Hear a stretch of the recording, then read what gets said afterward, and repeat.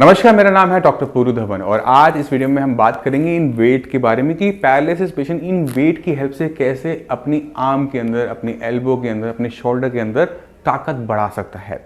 तो पहले जान लेते हैं कि ये वेट किन पेशेंट ने इस्तेमाल करना है।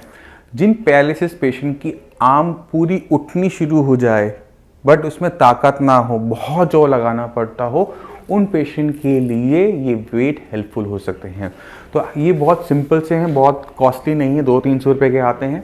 ठीक है, आपने क्या करना होता है, इसको अपने हाथ पे इस तरह से टाई अप करना होता है। तो ये जो वेट मैंने ले रखा है ये ½ kg का है। अब ½ kg को आप बहुत हल्का मान सकते हैं, बट जब हम एक्सरसाइज करना शुरू करेंगे तो यही वेट आपको किलो 2 किलो का लगना शुरू होगा। तो हम हमेशा लो से शुरू करेंगे, जैसे जैसे हम कंफर्टेबल होते चले जाएंगे हम वेट को बढ़ा सकते हैं, हम टाइम को बढ़ा सकते हैं। तो आपने करना क्या होता है, आपने टेबल पे बैठना होता है। मैं स्टैंडिंग पोजीशन में बना रहा हूँ, तो मान लो कि मेरा ये जो हाथ है वो टेबल की तरह है। तो हम इस तरह से अपनी आर्म की मूवमेंट को स्टार्ट करेंगे। ये बहुत ज़्यादा वेट नहीं है, बट ये कुछ टाइम के बाद मुझे भी महसूस होगा और आपको थोड़ा सा ज़्यादा महसूस होगा। जब तक आपकी इन मसल्स में, बाइसेप्स में दर्द होना शुरू ना हो, आपने रुकना नहीं है। ठीक है ना। अभी दर्द क्या कह रहा है उसको समझने की कोशिश करेंगे। हमारी मसल्स में दर्द तब होता है जब हमारे मसल्स के फाइबर टूटते हैं। जब वो टूट के जुड़ते हैं तो वो पहले से बड़े मोटे होते हैं और इस प्रोसेस को हम कहते हैं हाइपरट्रॉफी, मसल की हाइपरट्रॉफी। इसी वजह से लोग पहलवान जो होते हैं, जिम जब जाते हैं, एक्सरसाइज वो करते हैं, तो उनकी मसल्स कितनी बड़ी बड़ी हो जाती हैं। ये जो बड़ी मसल्स होती हैं ये पैरालिसिस पेशेंट के लिए हेल्पफुल होती है, क्योंकि हमारा जो शरीर है वो हड्डियों का ढांचा है। इस हड्डी के ढांचे को चला कौन रहा है, मांसपेशियाँ। अगर आपकी मांसपेशी में दम कम है या कम रेशे चल रहे हैं तो इस तरह से अपने रेशों को बार बार तोड़ तोड़ के, दोबारा से जोड़ जोड़ के हम अपनी मांसपेशियों को मोटा कर लेते हैं, बड़ा कर लेते हैं, जिससे हमारे हाथ को चलने की ताकत बहुत अच्छी मिल जाती है। तो इन वेट का यूज़ करते हुए पहले हम अपनी एल्बो की एक्सरसाइज करेंगे। कब तक करेंगे, जब तक हमारी बाइसेप्स में दर्द होना शुरू नहीं होगा। और इसी तरह से अगर हमारा शोल्डर मूव कर रहा है तो इस तरह से हम कर सकते हैं। कब तक करेंगे, जब तक हमारी ये डेल्टॉइड मसल्स में पेन होना शुरू ना हो जाए। ठीक है ना, क्योंकि ये हाथ को ऊपर ले जाने के लिए ये वाली मांसपेशी छोटी होती है, तब ये ऊपर जाता है। अब ये एक्सरसाइज मेरे लिए जितना आसान है, पैरालिसिस पेशेंट के लिए आसान बिल्कुल भी नहीं होगी। उनके लिए ये वाली मूवमेंट आसान नहीं होती। तो आप क्या कर सकते हो, आपको मैंने पिछली वीडियोस में दिखाया था शोल्डर व्हील की हेल्प, तो आप शोल्डर व्हील को इसकी हेल्प से भी चला सकते हो। ठीक है, अब जिन्होंने शोल्डर व्हील अभी तक नहीं लिया है वो वॉल के सहारा लेते हुए इस सर्कुलर मोशन के अंदर इस वेट को यूज़ करते हुए कर सकते हैं। मगर ये आपने तब शुरू करना होता है जब आपके लिए वो चीज़ करना आसान हो जाए, जो पिछली एक्सरसाइज है वो आसान हो जाए। तो अपने लेवल को अप करने के लिए इन वेट का यूज़ करते हुए हम अपनी आर्म के अंदर ताकत बढ़ा सकते हैं। इसका यूज़ आप अपने पैरों में भी कर सकते हो, जिसके बारे में मैं आपको नेक्स्ट वीडियो में बताऊंगा। अक्सर पैरालिसिस के पेशेंट एक्सरसाइज जो मैं आपको बताता हूँ उसी को ही ट्रीटमेंट मान लेते हैं और वो अक्सर गलत साबित हो जाता है। कारण क्या होता है कि पैरालिसिस जब हुआ था तो आपके ब्रेन में क्लॉट आया था, ब्रेन में नस फटी थी। जब ब्रेन में क्लॉट आया, नस फटी, तो ब्रेन का एक हिस्से ने काम करना कर दिया बंद। अब जब दिमाग का एक हिस्सा काम नहीं कर रहा तो वो जो काम करता था मांसपेशी को चलाने वाला, वो भी नहीं कर पा रहा, जिसकी वजह से हमें पैरालिसिस होता है।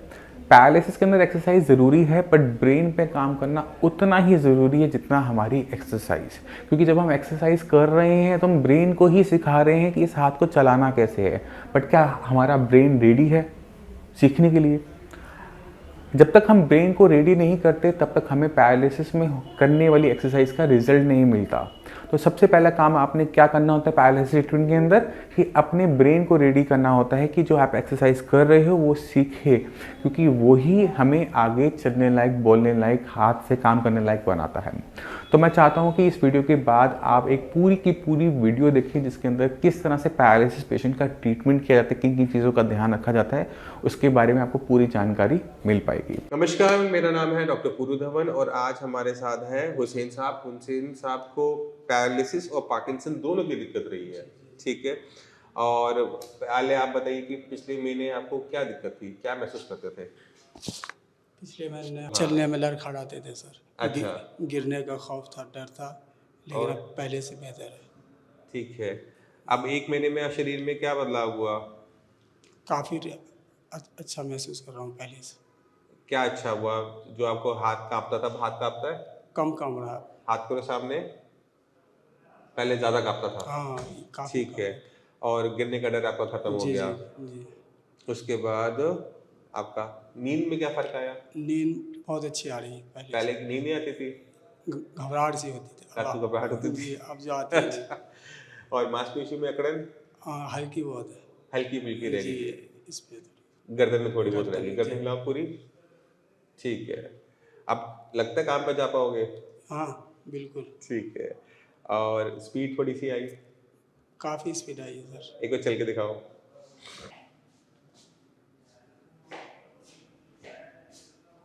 चलते समय अभी भी हाथ कांप रहा है? ठीक है।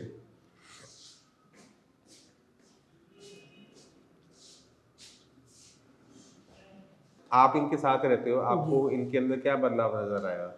जी सही आया थोड़ा बहुत, पहले से यानी कि बहुत सही आया है, अच्छा यानी चवन्नी बराबर सही आ गया है।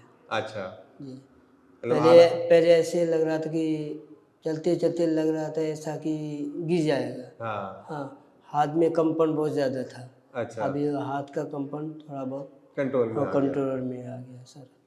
ठीक है, और क्या बदलाव नजर आया? जी बोल रहा था कि भूख नहीं लग रहा है, तो थोड़ा बहुत यानी कि खाना भी खाया जाता है, भूख भी हाँ, 2 तीन रोटी खा लेता है। घबराहटपन पहले ज़्यादा था, वो खत्म हो वैसा गया। नहीं है।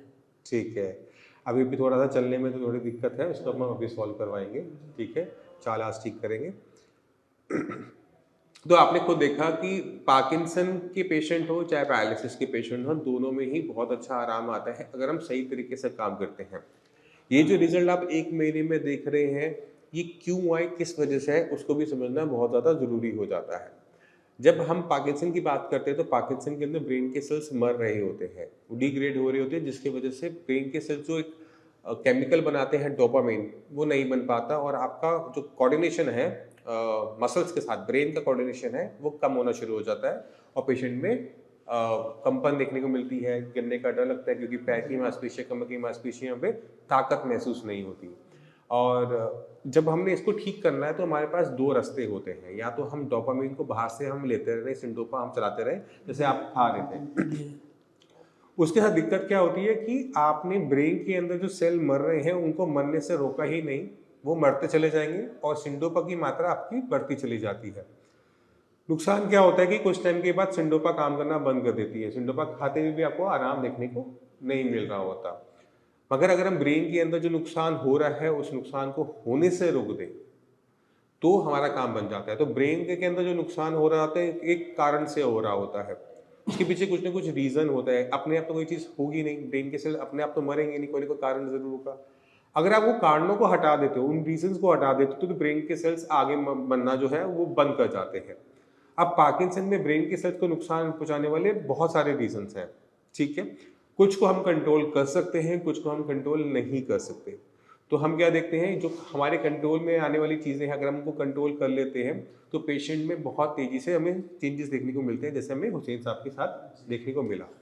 अभी सिर्फ 1 महीना हुआ है, बहुत ड्रास्टिक चेंजेस हैं, बट हम इन चेंजेस को आगे कैरी फॉरवर्ड करने के लिए थोड़ा टाइम जरूर लगता है, क्योंकि 1 महीने का अगर हम टाइम स्पेन देखें बीमारी के हिसाब से देखें तो बहुत छोटा है। 1 महीने से भी कम हुआ है, 20 दिन। 20 दिन हुए हैं अभी सिर्फ। हाँ 1500 हो गया। अच्छा, तो अभी घर जा रहे हो क्या? जी घर तभी दवाई लेने आए हो? जी इसीलिए ठीक आ है, गए। चलो अब हम थोड़ा सा आपको ट्रेनिंग करते हैं, क्योंकि आप जो गिरने का आपको डर लगता है वो एक कारण से लगता है कि आप आगे की तरफ झुक के चलते हो। अगर आप आगे की तरफ झुक के चलोगे ना तो हमेशा आपको गिरने का डर बना रहेगा। तो एक बार आप खड़े हो जाओ, नीचे रखो, ढीले छोड़ो, हाँ चलो। शरीर को देखो, आप आगे के हल्की तरफ झुकते हो, ये झुकना नहीं है, ये सीधे रहना है पीछे की तरफ। ठीक है, आराम से चलना, पैर निकालना, पहले एड़ी फिर पंजा, फिर एड़ी फिर पंजा। ठीक है, आराम से चलना है, एक एक कदम, कोई जल्दबाजी नहीं है। चलो, जैसे मैं पैर को वैसे चलना, हाँ चलो चलो, हाँ हाँ चलो।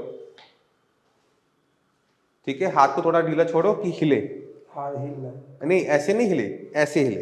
अच्छा। तो मैं चलता हूं तो मेरे हाथ हिल के हिलते रहते हैं ना, ठीक। तो इसको ढीला छोड़ के चलना है, क्योंकि ये हमें वजन संभालने में मदद करते हैं। तो हाथ को बिल्कुल ढीला छोड़ दो, नरम छोड़ दो, हाँ हिलने दो उनको अपने हिसाब से। ठीक है, अब फिर दोबारा से चलो।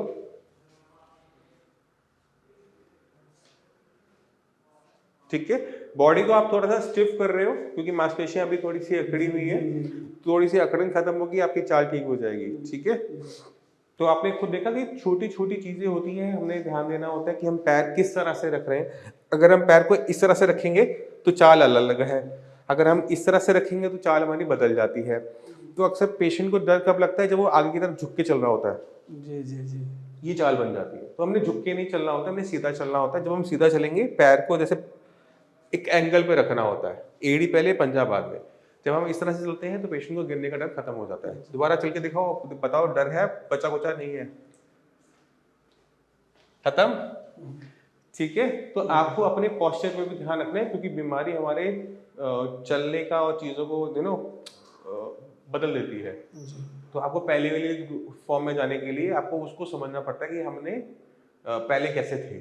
तो आप ठीक थे तो ऐसे चलते थे, जैसे आज चल रहे हो, अभी चल रहे हो। जब आप बीमार हुए तो आपने पूरा पंजा रखना शुरू कर दिया, ये चाल बना ली। जब हमने चाल ये बना ली, तुम्हारी चाल ये शरीर मुझे आगे की तरफ झुकाना पड़ा, फिर गिरने का खौफ आने लग गया। ठीक है, तो एड़ी पंजा करके चलोगे, कभी दिक्कत नहीं आएगी। तो मैं उम्मीद करता हूँ इस वीडियो से आप समझ गए कि पार्किंसन बीमारी चाहे बड़ी जरूर है, प्रोग्रेसिव जरूर है, बट ऐसा नहीं है कि उसके जो सिम्टम्स हैं, जो बीमारी को कंट्रोल नहीं किया जा सकता।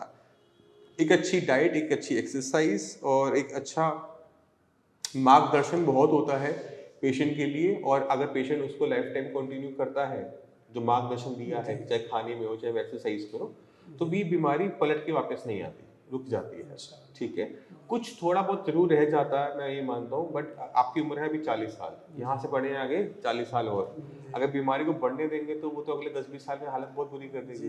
तो जितनी जल्दी आपको इसके बारे में पता लगे, उतनी जल्दी इस पर कंट्रोल कर लेना समझदार बेहतर होता है। ठीक है, इसी के साथ आप सभी चलने की आगे चाहूँगा। मिलते हैं अगली वीडियो में, तब तक के लिए।